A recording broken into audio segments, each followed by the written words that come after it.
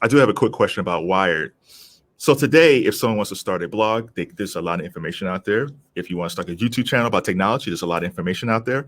When you guys launched Wired, how hard was it? Because it was probably a monthly magazine. How hard was it to get information every month? Because, like I said, it's easy today, but back then, yeah.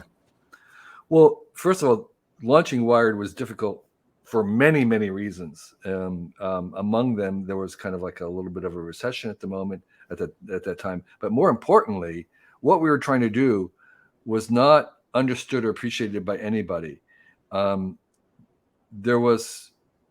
were saying we're not a technology magazine, right? You know, there were computer magazines and they had ads for computers and bits and modems and peripherals inside.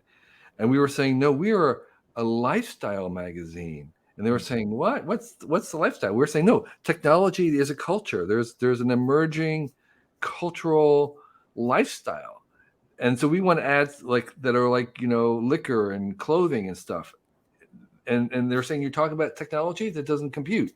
So there was no category for Wired. And that was actually difficult because when you're trying to sell ads, you have to have a category. When you're on a newsstand, you have to be placed somewhere. And there wasn't any place for this. We were the only, not the best. And so that was a really hard sell.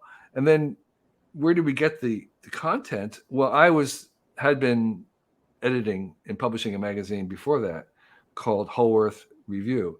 And basically I took my writers and subjects and all my contacts to Wired. And it was really funny because I was kind of doing the same thing I'd been doing for 10 years before, but this was a little tiny magazine that was in black and white. It had no ads. It was readers. It was all subscriptions, which was really innovative. But it had a very small circulation. Nobody paid attention to it. And suddenly Wired was at the right time in the right place. And it was the beginning of the internet. And now the entire world was looking at us. We were doing it in color, higher budget. So for me, it was thrilling because I was doing the same thing I've been doing for 10 years in a little tiny magazine that nobody knew about. And now bring the same writers over, the same ideas. And now suddenly everybody thinks it's genius. It's like, well, that's another example of a 20-year overnight success.